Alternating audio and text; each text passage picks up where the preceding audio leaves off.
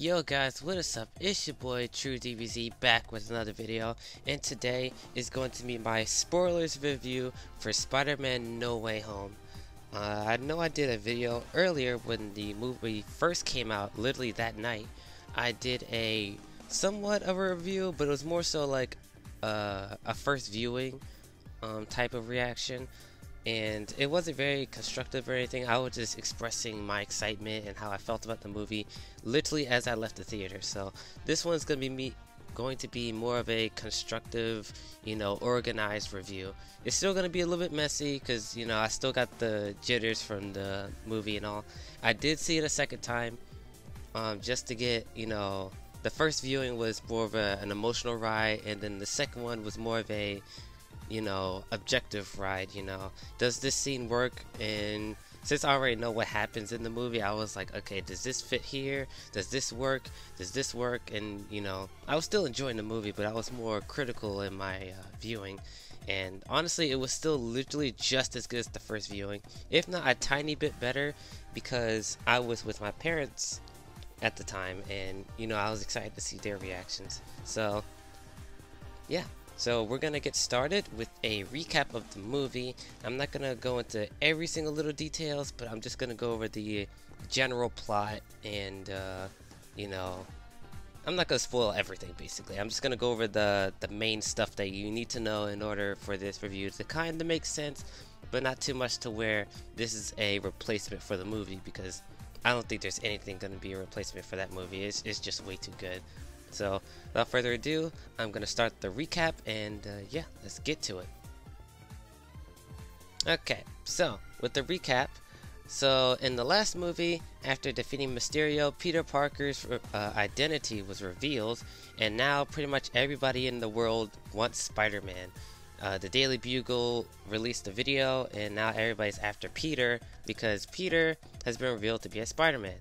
So, with that being said, all the cameramen and people start coming after Peter and stuff, and he tries to get through it, try to live in a world where everyone knows he's Spider-Man, but it doesn't really work out, and his life is literally in shambles.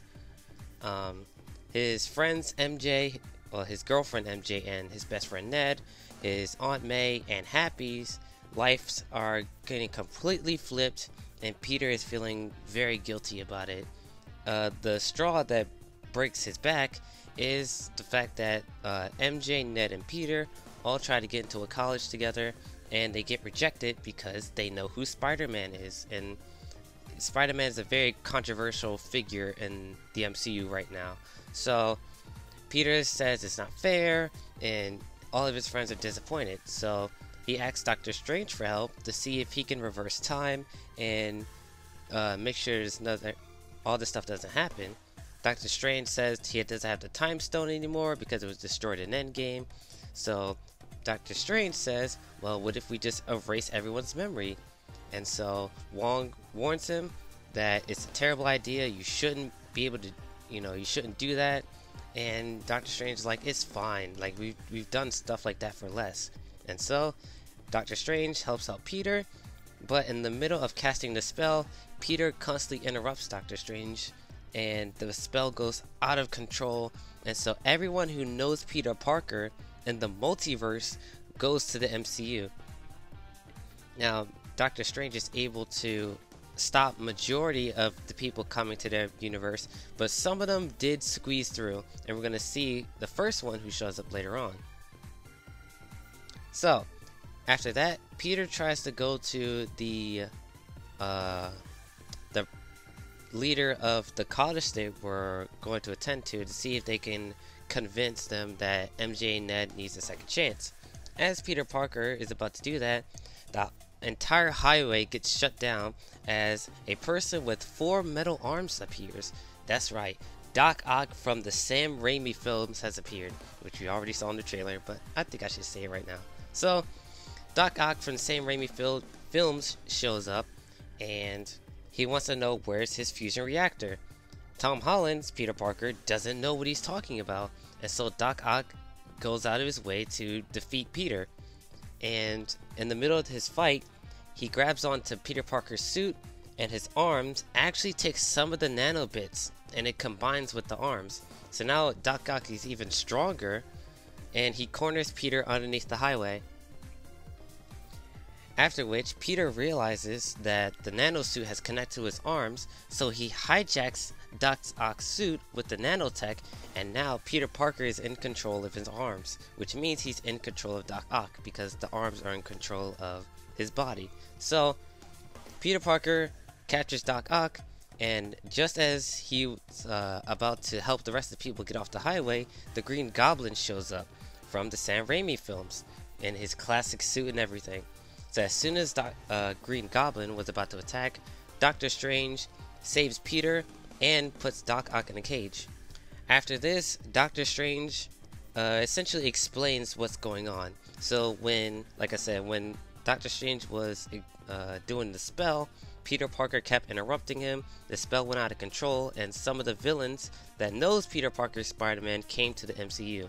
So Doctor Strange went out of his way to contain it, put it into this magical box that he's going to use to send them back, but he needs all the villains to be there in order for it to work.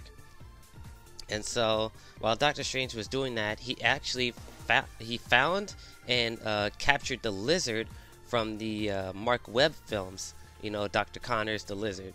So there was a Doctor Strange versus Lizard battle that we didn't get to see, but it's still cool to see the Lizard.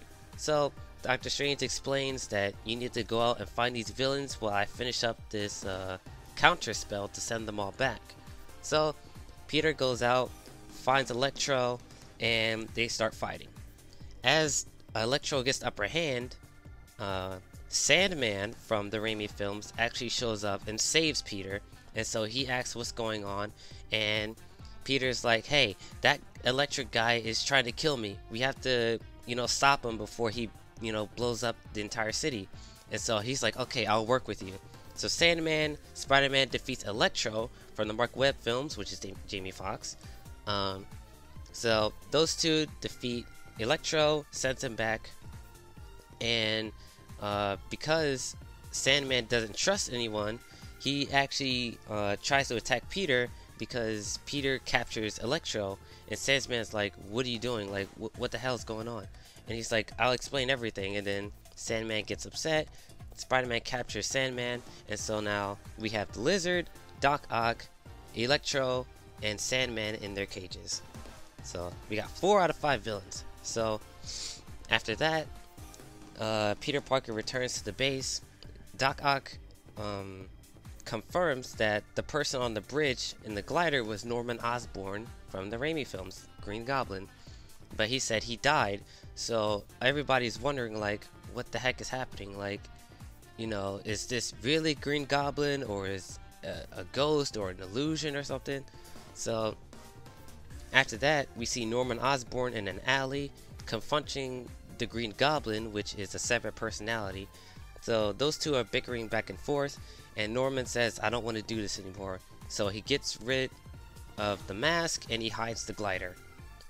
After that, he finds Aunt May, and Aunt May tells Peter to meet them at Feast, and Peter finally sees Norman Osborn, the Green Goblin, and he's more, he's Norman Osborn. He's the kinder side of his personality, and so he just wants help because he doesn't want the Green Goblin to control him, and he doesn't want to be in this universe anymore. So he's like, alright, I'm gonna help you, but we need to we need to get everybody out of here. So Peter and Norman does a truce, and Aunt May is like, yeah, this guy needs help. Like, you need to help him before you send him back.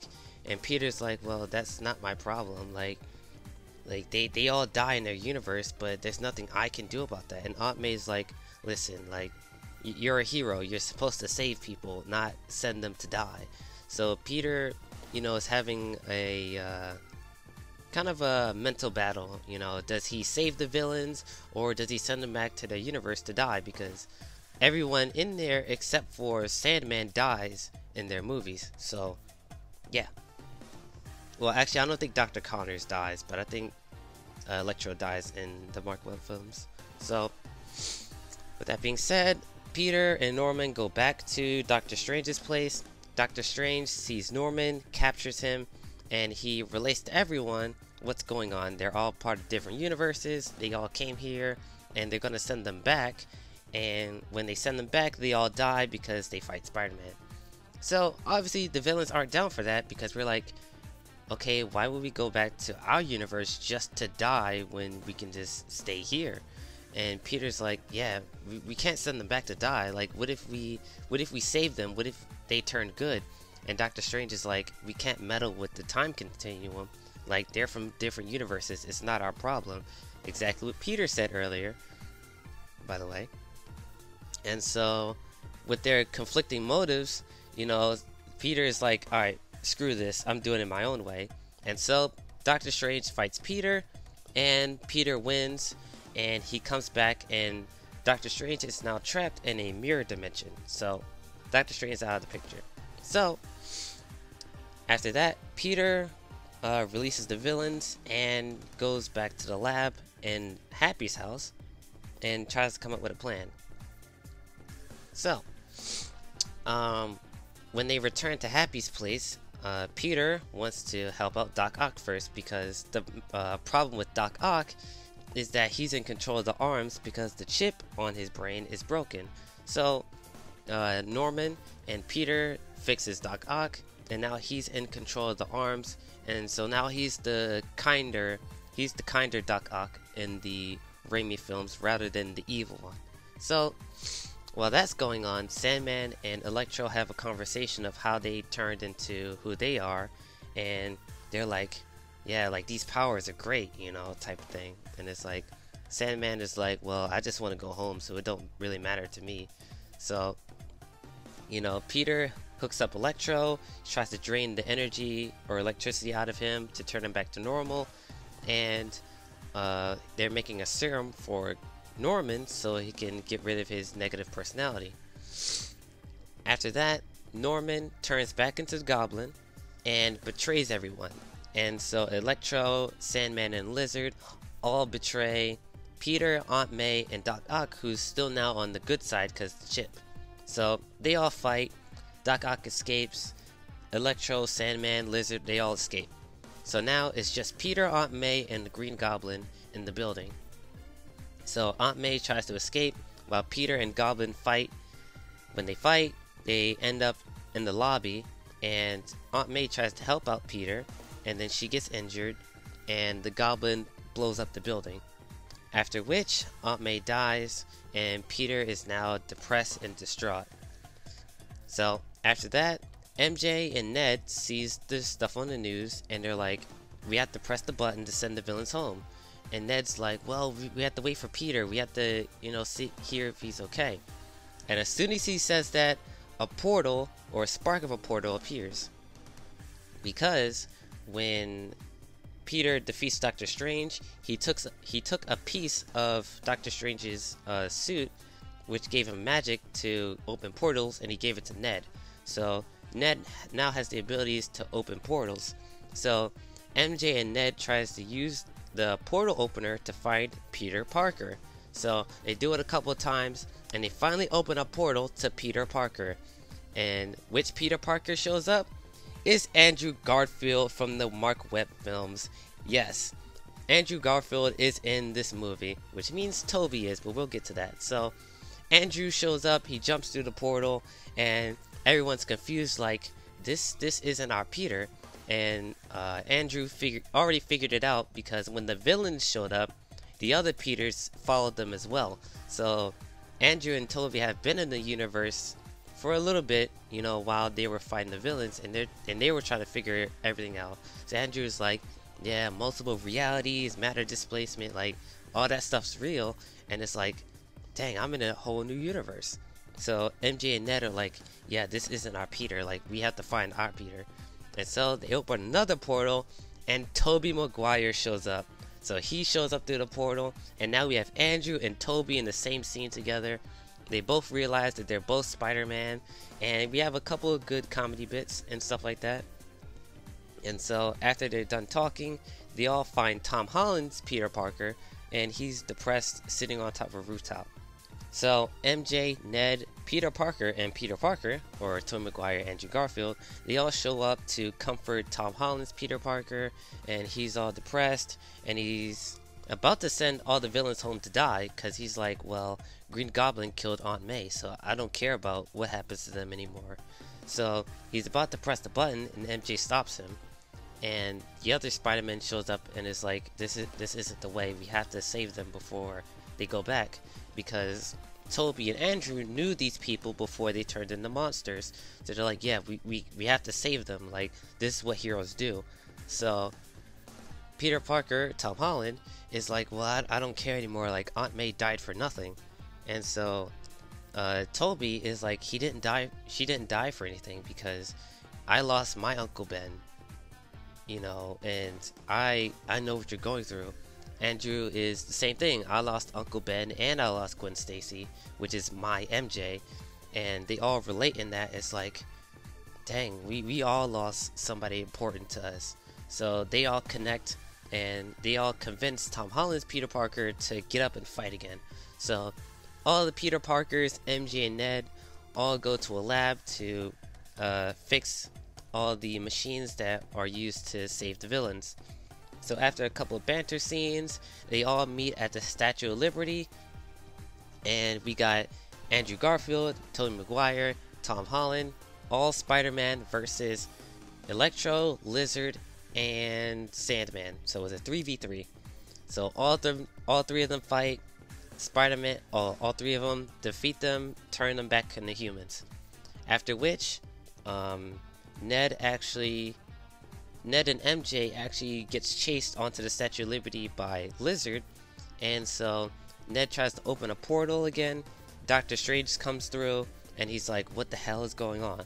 So Doctor Strange takes the box and the portal opener back, and MJ and Ned explain, like Peter is saving, you know, the villains, and he's like, wow, okay. So all the villains are defeated. Doc Ock shows up to help Peter defeat Electro, so he's there. So Doctor Strange is like, I'm really proud of you guys, but they all need to go home. And so right when he says that, the Green Goblin appears with a brand new suit, you know, a new glider and all that. So he shows up, he blows up the magic trap that Doctor Strange had. So now he's trying to control the spell again, and Tom Holland's Peter Parker is about to fight him, but he blows up the Statue of Liberty, and so MJ falls like in the trailer, and Tom Holland tries to save her, and then the Green Goblin gets in the way again, and so Tom Holland can't save her, but you know who can? Andrew Garfield, Peter Parker. So he actually saves MJ from the Statue of Liberty, and they have a little moment where he finally forgives himself for what happens to Gwen Stacy, and that was a nice little moment there. So after Andrew saves MJ, Tom Holland's Peter Parker fights Green Goblin one last time in one final battle as he tries to get revenge for what happened to Aunt May. As he's about to kill Green Goblin with his glider, Tobey Maguire, Peter Parker, shows up to stop him, and he's like, stop, this isn't the way, we have to cure him, you know, like, don't do this, don't become a monster. And so Tom Holland, Peter Parker, gives up, and he's like, you're right. And then the Green Goblin gets right back up, stabs Toby, and so after that, Andrew gives Tom the cure, stabs Goblin with it.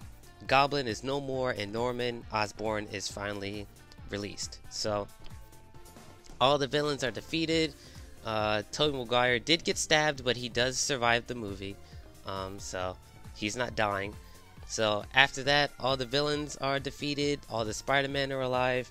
Tom Holland goes up to Doctor Strange, and he's like, well, what do we do about this? Like, the universe is breaking. And so he's like, well, I can't really reverse the spell, like, there's nothing I can do now. And so Peter is like, well, what if we erase everyone's memory about Peter Parker? Not that Peter Parker is Spider-Man, but Peter Parker as a concept. Like, no one knows who Peter Parker is anymore. And he's like, well, that would work, but literally everyone, including me, would forget who you are. And Peter's like, yes, this has to happen. I have to save everyone. So, you know, Doctor Strange agrees, and Peter Parker, Tom Holland, says goodbye to Tobey and Andrew, and they're like, you know, it's nice to meet you, Spider-Man, and they all hug it out and stuff. After which, Peter Parker, Tom Holland, says goodbye to MJ and Ned, and they all promise to meet each other after the whole mind wipe. So, after that, Doctor Strange mind wipes the planet, the universe is saved, and after that, Peter Parker, Tom Holland, finds MJ and Ned after the battle, and he tries to convince MJ that they're friends, but he doesn't do it. I think he does this because he doesn't want to put them in danger, and it's just too much trouble to reconvince, you know, people who have their memory erased. So he does it to save them, because the whole reason why this happened is because people knew who Spider-Man was. So in order to protect them, he doesn't try to tell them that they're friends. So after that, we get the ending swing scene, and Tom Holland does have a brand new suit. It's basically the original comic suit with the red and blue, and you know, the black eyes and all that. So it's literally one for one the original suit. So new suit, happy for it. So that's basically a recap of the movie. So yeah, I'm gonna go into specifics about character, music, visuals, plot, all that stuff. So we'll be right back. Alright, so we're gonna start off after the recap talking about the characters. So literally everybody in this movie gave their top performance. It doesn't feel like anybody was lazy, like they really gave it their all. Pretty much everyone was enjoyable to watch, and I think they did really well with Tom Holland in particular, because I know a criticism that everyone had is that Tom Holland was a pretty good Spider-Man and Peter Parker, but his obstacles, as in, you know, what he stood for, and you know, him being Spider-Man, was too connected to the MCU and Iron Man, as in, like, they didn't really feel like Spider-Man stories. It felt like an MCU movie or an Iron Man Part 2 or a side story of Iron Man type movie. And so this really feels like Tom Holland's first Spider-Man movie. Like, it's still in the MCU, but there's literally no mention of Iron Man. There's no mention of any other characters, or any major characters anyway. There's no, you know, hidden cameos or anything. No, it's literally just Spider-Man. It's just Tom Holland dealing with the pressures of being Spider-Man, and that's what everybody's been waiting for. So, you know, them developing Tom Holland was really well. It's really good. MJ, Ned, still fantastic characters, very funny, pretty much brings their A game. You know, those two are always funny. Andrew Garfield, Tobey Maguire back as Spider-Man, just fantastic. You know, they got that veteran type of how you say, they basically feel like veterans. Like, they talk way more softer than Tom, and they talk like they've been in this situation before, which they have. So I love that. Andrew's still witty, you know, just like he is in the Mark Webb films, and Tobey is way more straightforward, just like in the Sam Raimi films. And so they still keep that, you know, personality of the older films, but you can tell that they are veterans, you know, that, you know, they're much older, they know what's up. So, you know, they brung their A game, especially Andrew. Andrew really went through a whole character arc in this movie, which I'm really glad he did. Tobey, not so much, because he pretty much went through all of his, you know, turmoils in the Raimi films, because he actually got a third film. So there wasn't really that much development for Tobey, but just having him be there and interacting with all the villains that he's never met before, like him seeing Electro and seeing Lizard for the first time, is like, bro, like, what is this, you know? So just seeing Tobey there was just enough for me. You know, he didn't really need a character arc. So Tobey was great. Alfred Molina as Doc Ock was fantastic. Willem Dafoe as Green Goblin was fantastic. Like, those two villains in particular really stole the show. Like, Jamie Foxx as Electro, and I forgot the guy who plays Sandman. They did really great too. But Willem Dafoe and Alfred, like those two really killed it. Like, I love every single villain. The only villain that kind of got sidelined was the Lizard. And there was gonna be one, sidelinder in this movie, because you have 5 villains with, let me think, the three Peters, MJ, Ned, and Doctor Strange. So it's literally like a 6v5. Like, you got a team of heroes and a team of villains. Like, someone was gonna be left out, and the Lizard doesn't really have any character development or anything. He's just kind of there, but when he does speak, he has some really good, comedy lines, and he's pretty intimidating in this movie. Some of the scares that they try to do, and some of the scenes of him fighting is really cool. So they didn't really develop the Lizard, but they still gave him some good lines and some good scenes. So pretty much everybody got their dues. Aunt May in particular, I want to talk about. She is kind of a wild card in this movie, because she does really great as an actor or actress.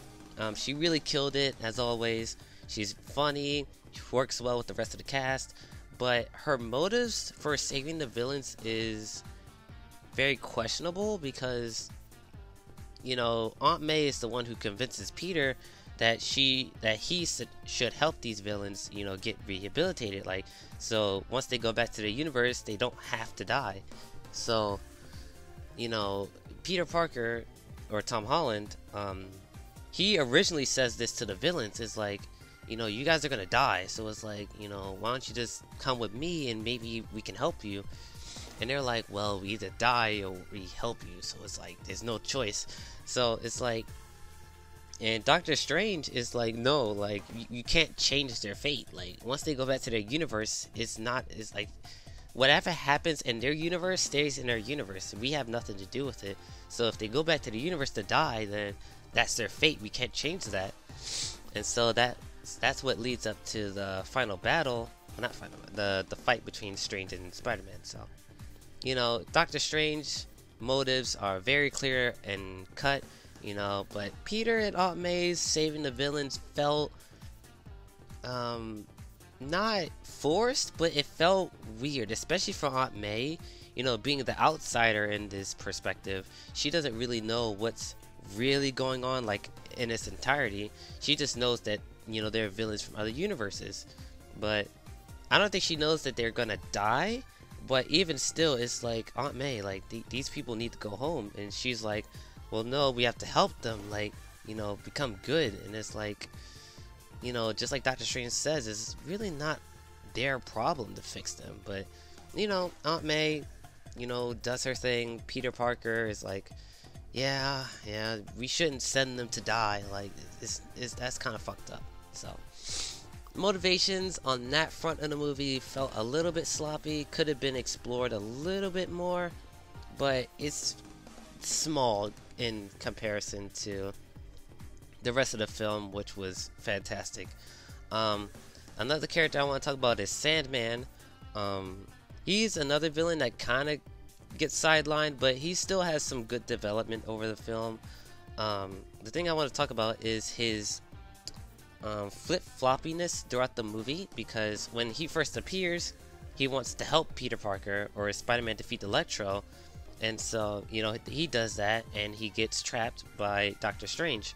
So, now he's like, well, damn, now I'm stuck in this cage, and I can't go home until Peter sends us home. So he's still on the good side, technically, right?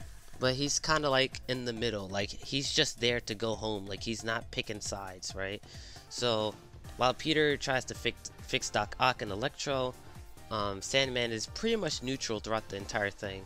It's only when Green Goblin shows up and he's like, we don't need to be fixed, right? We, like, us villains, like, we just do whatever we want. Like, we have the powers to make it happen. And so Electro revolts and Sandman revolts, but the thing that gets me is that if he wants to go home, then why doesn't he help, Peter and the rest of them defeat the villains? Because if they defeat the villains, then they can just all go home after that. The only thing that I can say is why he would flip-flop is because he wants to keep his powers. And that's the key thing, is that Sandman, at least it wasn't explained that they were going to fix Sandman, because I don't think they specifically said, yeah, this is what's wrong with him, right? Every other villain in the montage, they said what was specifically wrong with him and how they're gonna fix it. Doc Ock, it was the chip. Electro was all the electricity in his body, so they were gonna drain that. Green Goblin, a serum, and Connors is the lizard gas from the Mark Webb films. So literally everyone gets explained except for Sandman. So I don't know if I missed a line where they were like, this is how we fix Sandman or what, but the only thing I can see is that Sandman wants to go home, but he doesn't want to lose his powers because he already knows he doesn't die, right? So it's like he doesn't really have any stakes in this fight except for going home because he knows he's going to survive this, right? So it's like he doesn't help Peter Parker send them home, because if he helps him, then they're going to cure him of his sand powers, which he wants to keep in order to, help his daughter. So it's like, I wish they could explain that a little bit more. It felt too basically I had to come up with that in my own mind rather than the film telling me that that's his motivation. Like, he doesn't really explain why he does what he does, and so you're kind of left in a loop. Like, why would he help Green Goblin and Electro? Like, he wants to go home too, right? So it's, Sandman, flip-floppy character, it's not a killer of the movie, but it's still, you still notice it, especially on the second viewing. I noticed it. So flip-floppy, Sandman. Last character I'm going to talk about is Doctor Strange. I saw in several reviews when I was, making preparations for this video. I heard Doctor Strange was a character that people didn't really like in this movie, or at least they feel like he's being underutilized. And I completely disagree. The main reason is that Doctor Strange agrees to help Peter, which he does in the comics, because this storyline happens in the comics. It's pretty much the same context, but Doctor Strange even said himself that he can't turn back time, but he can erase their minds. And so Wong is like, no, it's too dangerous. But Doctor Strange literally says right after that is that we've used this spell for less. So basically he's done this before with no consequences. So people saying, oh yeah, Doctor Strange shouldn't have did that, and it was very stupid. It's like, well, Doctor Strange have done this spell before for less. I'm not gonna say what it was, but he's done this spell before. So it's like, why would he need to second guess on whether or not this spell works? Another point people brought up is him being trapped in his mirror dimension after fighting Spider-Man, which also did confuse me, because the only way I can see that happening is Peter Parker, Spider-Man, traps him in a giant spider web, essentially, and so he can't move. But when MJ and Ned releases him, he's already walking around, and he walks out the portal. So my question is, when he escaped from the spider web, why couldn't he just reverse the mirror dimension? The only thing that I could think of is that the item that Ned had that used to create portals is the only way Doctor Strange can create portals. So even though he's trapped in his mirror dimension, he can't escape from the mirror dimension because he doesn't have the equipment to make portals. So he was stuck there even though he was in control of the realm. So that's the only thing I could think of, which makes logical sense, because given what the movie has told us, you know, he's in control of the dimension, but like I said, he can only create portals with the item, so that makes sense. But you know, people saying Doctor Strange got done dirty in this movie, I don't agree, because it's like everything he does makes sense. And even though he does get beaten by Spider-Man, it wasn't, you know, a Deus Ex Machina type of thing. No, like they set up how Peter Parker was going to defeat him, the plan works, and Peter wins. So it's like there's no Deus Ex Machina where Strange loses for no reason. Like, he loses for a reason. Doctor Strange's motives, sending them all back, completely in line with his character, considering the fact in Endgame, where Tony asks, you know, out of all 14 million, you know, universes, you know, we only win one, so how do we do that? And he's like, if I tell you what happens, it won't happen. So, you know, Doctor Strange has been very clear in his motivations and explanations, and he's the exact same here. You know, this spell got messed up 6 times. You need to find these villains, that way I can send them back with the magic box. So, you know, Doctor Strange is fine in this movie. Like, he might not be the, you know, killer of the movie like Willem Dafoe is, but like, he's still good. Like, Doctor Strange was fine in my opinion. Like, everything he does makes sense, and there are really no plot holes to his character, so I think Strange is fine, me personally. But honestly, those are, you know, the plot points and characters that I like, and some of my other thoughts. After that, we're going to talk about music and visuals, so let's get that started. Alright, so now we're going to talk about the music and visuals / action of the movie. And starting off with music. Music was fantastic. I'm not really a music nut, so I don't really have, you know, in-depth explanations or anything. But the music in the movie was really good. Nothing felt out of place. And yes, there is a remix of the Spider-Man themes together. So there is that in the film. I was really excited when I heard it. I'm kind of sad it didn't last for that long, or at least it was very low, you know, low pitched, so you couldn't really hear it because everything else was happening. But you know, when it did appear, you know, I noticed the theme automatically, so it was really good to hear the themes again.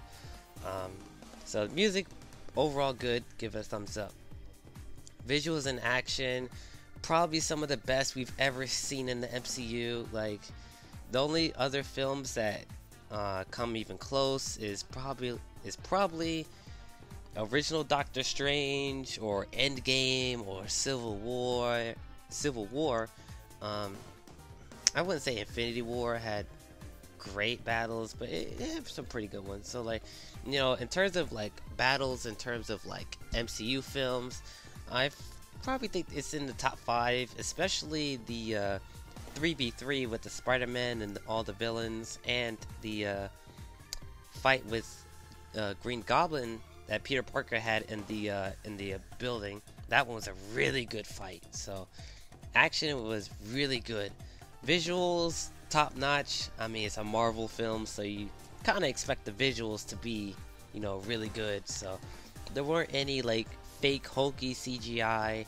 You know, everything pretty much looked crispy, especially for a movie theater. So it's like, you know, you gotta have, you know, really crisp visuals for a big screen like that. So there was no real fake, you know, models. Like the Lizard looked good, you know, really just as good as the Mark Webb films, if not a tiny bit better.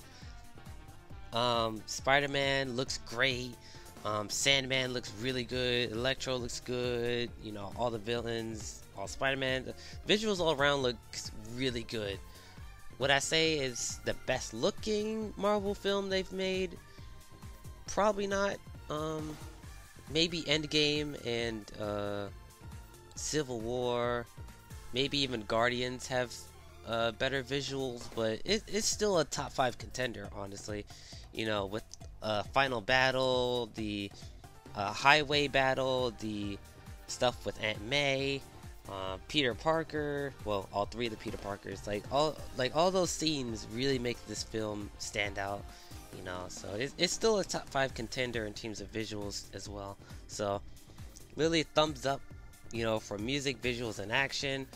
Last thing we're going to talk about is the pacing, the ending of the film, and my final rating. So let's get to it.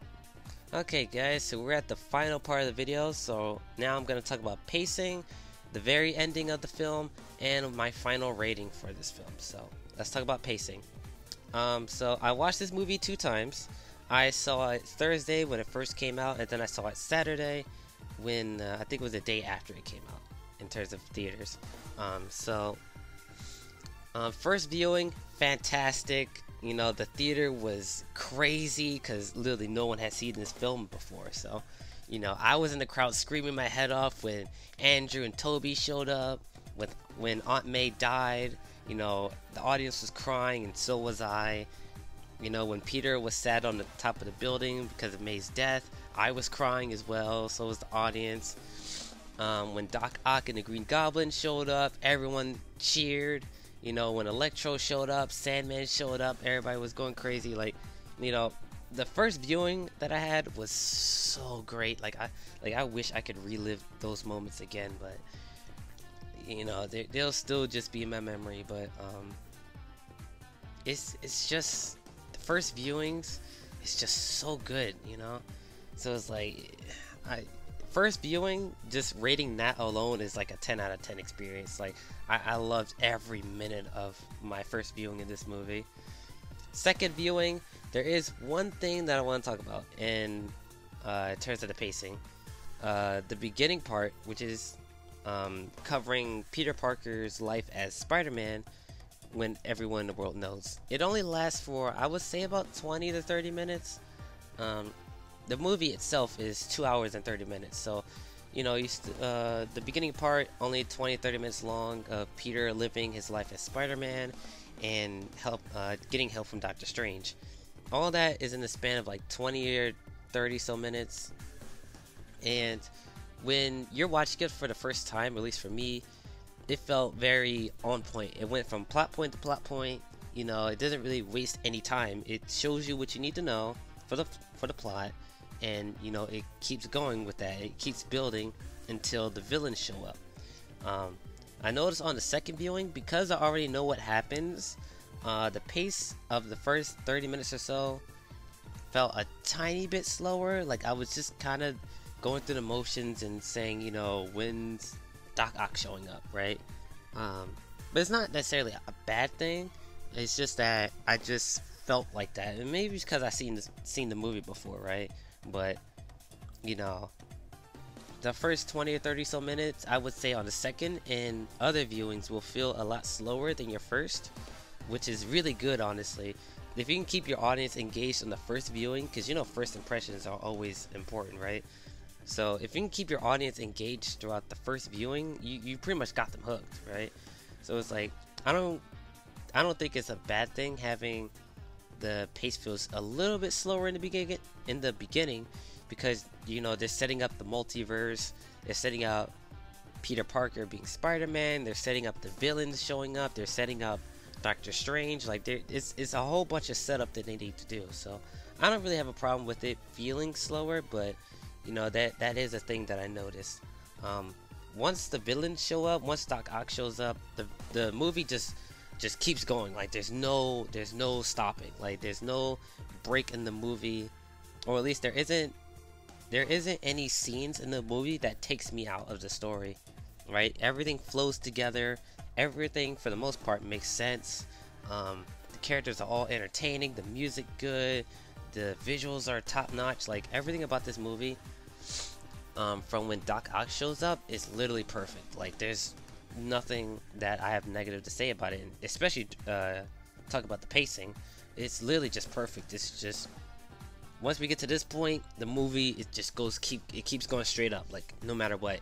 There's no stopping it. So in terms of pacing, it's pretty much perfect in every single way, except on the second viewing and maybe even third or fourth.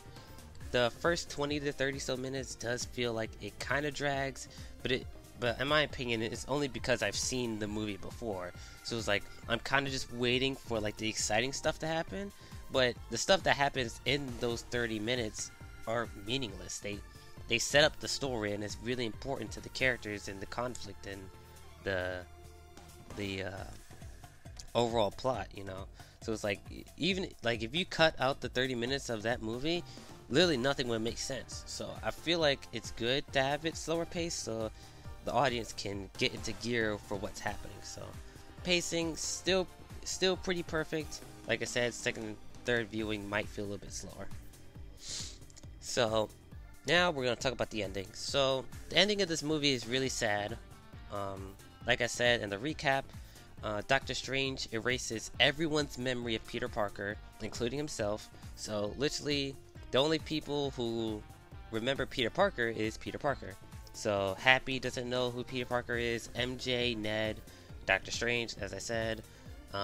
Even the other Avengers, like, you know, Captain America, Hulk, you know, those characters don't know who Peter Parker is either, because they live on Earth too. So literally nobody in the world knows who Spider-Man is. So, you know, it's rough for Parker now, because he pretty much lives alone now. Like, he doesn't really have anybody now, because Aunt May's dead, Tony's dead, Happy's gone with his memory wiped, MJ, Ned's gone, memory wiped. So he really doesn't have anybody now. So it's kind of a sad ending, but it's setting up towards something. I can feel it. Like, there's gonna be, at least I hope it's gonna be another movie where we really explore Peter being on his own for once.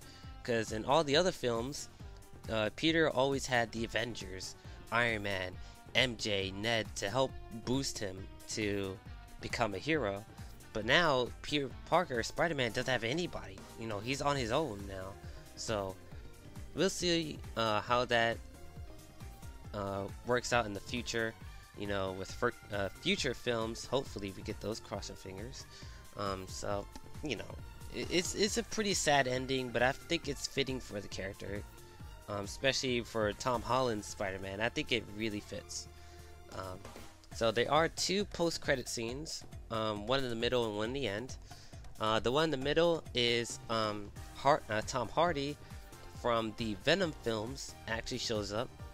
He's not in his Venom form. He's still, you know, a human, and Venom is in his mind, talking about, you know, the Avengers, talk about Peter Parker, and like how they're from another universe, and this is like learning about Thanos and stuff from this bartender. And so they're like, bro, what kind of universe is this, you know, type shit. And so they get a couple of good comedy lines, and then they all get sent back to their universe when Doctor Strange, you know, fixes the multiverse.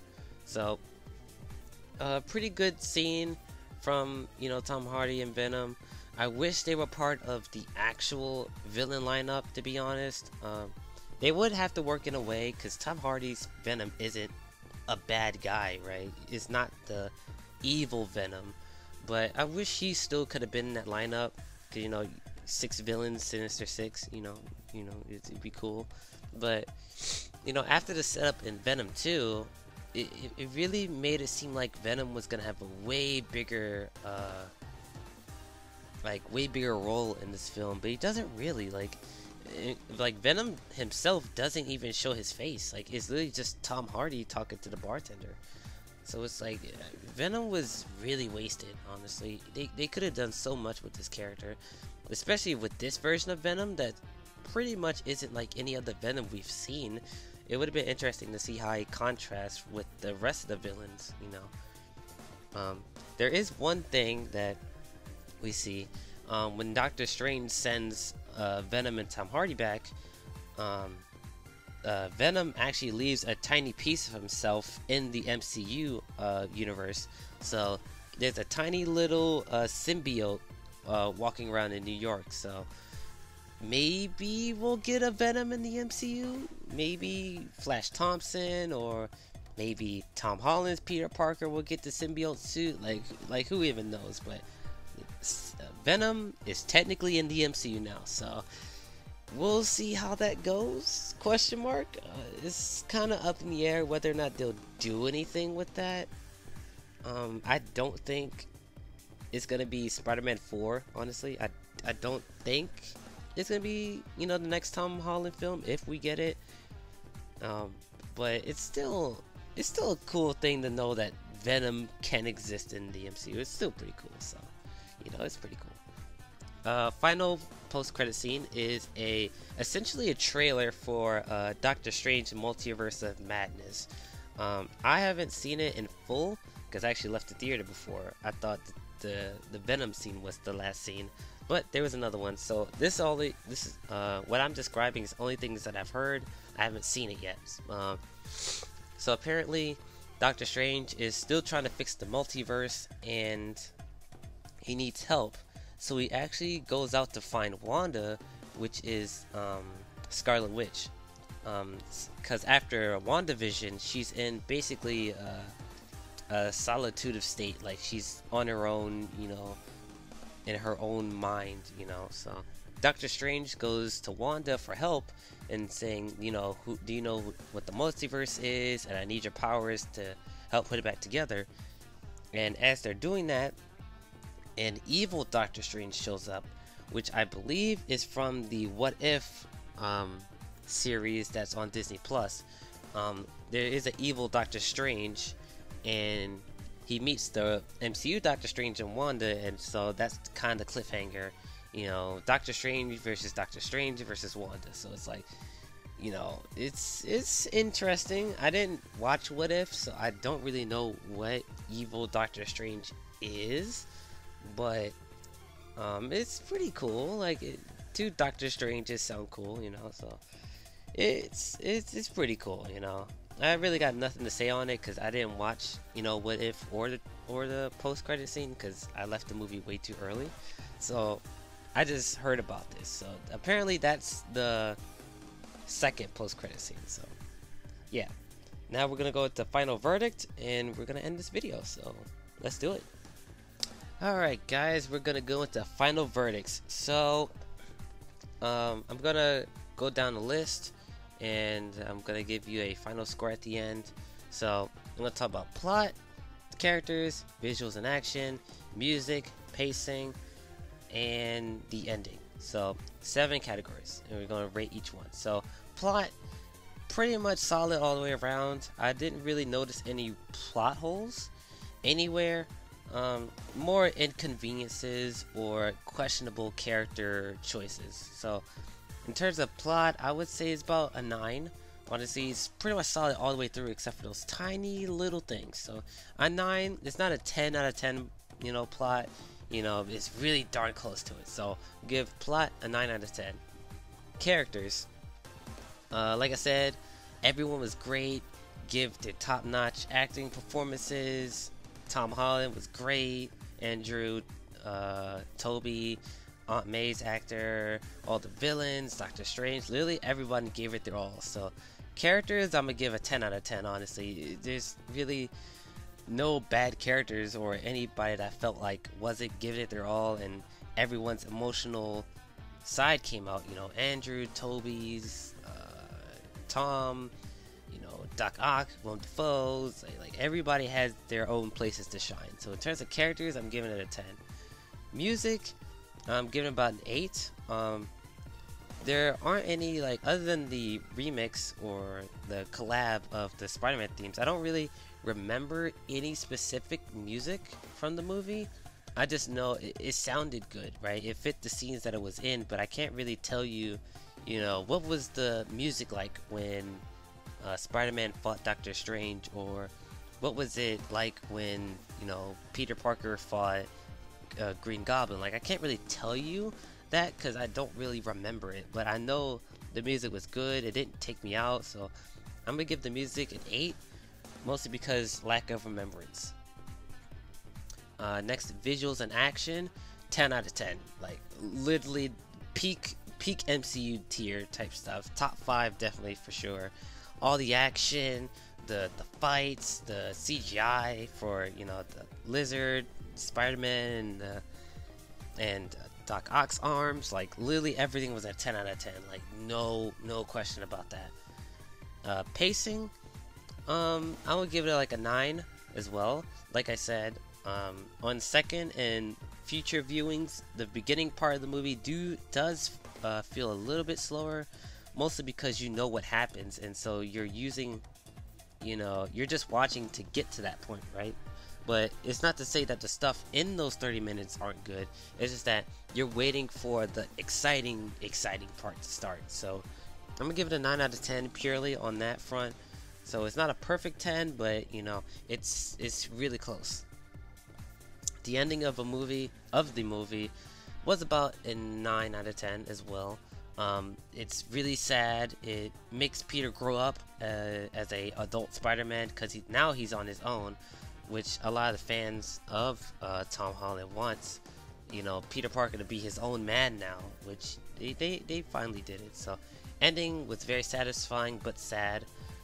The reason why it gets deducted a point is the wasted time we had with Venom, and the Multiverse of Madness trailer, from what I've heard, sounds pretty cool, but doesn't really set up anything up for Spider-Man. It just sets up stuff for Strange, which isn't a bad thing, but it's like, we want to see what's going on with Spider-Man next. We don't want to see what's going on with Strange next, right? Even though I like Doctor Strange, but you know, I guess there wasn't anywhere else they could have put it except for releasing the trailer on its own. But like, it still feels a little bit weird having a Doctor Strange centered post-credit scene after a Spider-Man film. I mean, Doctor Strange was a major part in this movie, but it still feels a little bit weird. But you know, literally, it's a 9 out of 10. Like, those two things really kind of drag it down a little bit, especially the Venom part. So with that being said, I'm gonna give this movie my rating a rating of 10 out of 10. Still, even with all the pacing and the ending and some of the music, I still think it's a 10 out of 10 movie. I feel like this is a must watch for any Spider-Man fan, for any MCU fan. Like I said in my original review, if you love cinema, if you love movies, you have to see this film. Like, literally everyone has to see this film. It's so good. Even on a basic level, like, if you don't know who Spider-Man is, and you don't know like the Spider-Man mythos, the MCU history, like, you don't need to know any of that stuff, and it's still a really fantastic movie. Like on my second viewing, like I said before, I went with my parents, and my mother, she doesn't know anything about superheroes. My dad saw the Raimi films, and I think Homecoming, but I'm not too sure. So he has, you know, some experience in the cinematic Spider-Man, and I believe he read some comics. So my dad knows a little bit about Spider-Man, but doesn't know like the whole scope, right? But he loved it. Like, he literally gave it a 10 out of 10, as well as my mom. Like, she loved the movie too. So it's like, if this movie can get a 10 out of 10 out of people who don't even really know Spider-Man or the history, it's like, this movie has got to be good at a basic level. Like, it's just crazy to me that she gave it a 10 out of 10. Like literally all positive. She loved it. So it's like, I as a Spider-Man fan, I have to give it a 10 out of 10, because it's like, why would I give it anything else? Like it's literally the perfect Spider-Man film. Like, it's literally right there with Spider-Verse. So it's like, you know, I love this movie. I'm probably gonna see it again for a third time in theaters, honestly. But that's not gonna be for a little while, because I don't want to burn myself out. So yeah, my final verdict for this movie is a 10 out of 10 must-see film.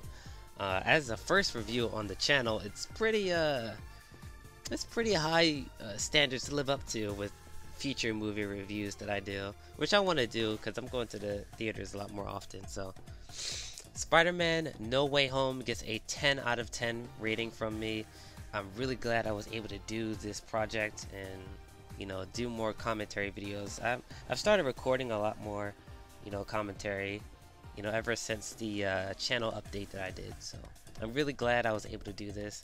I'm really glad that you guys are sticking around for these types of videos. I'm really glad that you're supporting these, and I'm really glad I saw this movie. So without further ado, it's gonna come to an end. I'm really glad you guys watched this video, and I hope I get to make more movie reviews in the future. So with that being said, guys, thank you so much for watching, and I will see you guys in the next video. Sayonara.